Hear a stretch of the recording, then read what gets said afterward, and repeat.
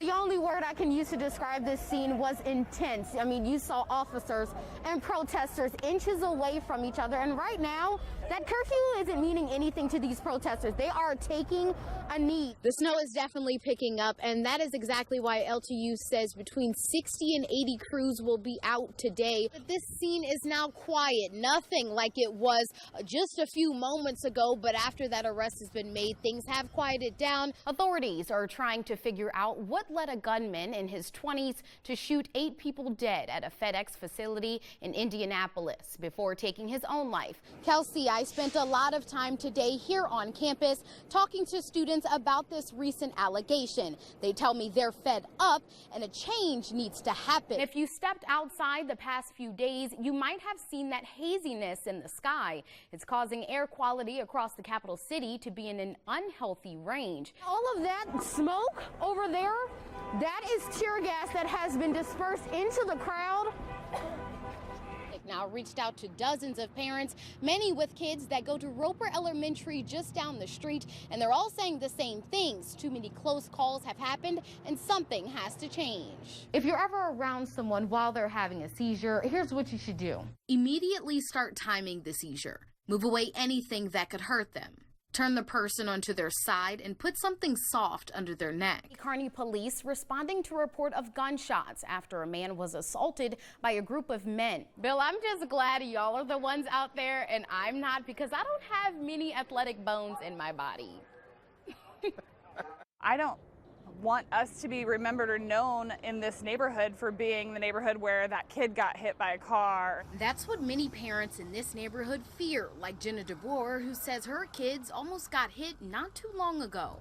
My 5th grader was walking across the street holding my kindergartner's hand, and a guy almost ran him over because he was in a hurry, turned off of Coddington, went right down West South Street, didn't stop or anything. Neighbors I spoke with say recent construction escalated things, rerouting more drivers than usual to this area.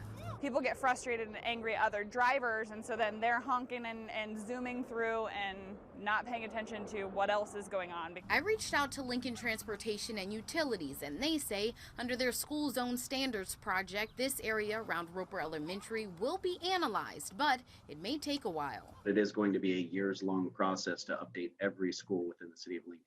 LTU says prioritizing school zones and crosswalks depends on several factors. The ones with the least infrastructure impact, aka the ones that are easy and fast and relatively inexpensive to install. The change parents want. I'd like the signs back up saying caution, this is a school zone, just so people know that they need to slow down. Before it's too late. The last thing anybody wants is to see someone get injured, especially a child. So whether it's this school zone or the next 50, people just need to pay attention and slow down. 10:11 now is Kamri Sylve reporting live for us. Kamri, that video, kids just sprinting across the intersection. Now, has the Lincoln Police Department said anything about patrolling this area? Yeah, Bill. Well, several complaints have been made to LPD, and the most recent one was just a few weeks ago.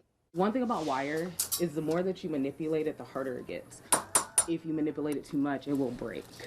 What started out as a way to cope for Aspen Triplett and her husband Chad took off, allowing them to quit their 9-to-5s and make it their new full-time jobs. From 20 orders a week to 20 orders every few days to 50 orders a day. But it's what got Aspen there, making all the difference. I did an 8 to 20 year sentence, and I had lost my mom to suicide when I was in prison, got married as soon as I got out of prison, 2 kids, went straight into life.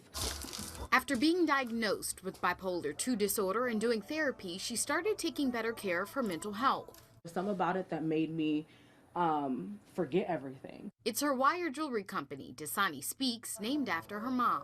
Every piece that I twist, I'm like, this is gonna change somebody's life. That's because every time someone orders a piece of jewelry, she donates to Parallel's mental health counseling. When I called to let them know that they were getting a portion of what we call the scholarship, that person started crying on the phone and just said how important it was for them to continue to be able to go to therapy. The biggest donation yet, $1,000. People aren't getting help because the money's not there, or people aren't getting help because it's not being talked about. And while Dasani Speaks jewelry Hillary tells Aspen's story, it could open a new chapter for another. Having a soundboard and a safe place for people to come and ask questions and to say that why are they feeling this way? Why am I feeling this way? Where can I go get help? In each order, a handwritten note encouraging people to take a look at their mental health despite barriers. I wrap wire instead of taking meds, so find what works for you. In Lincoln, KamriSylve, 1011 Now.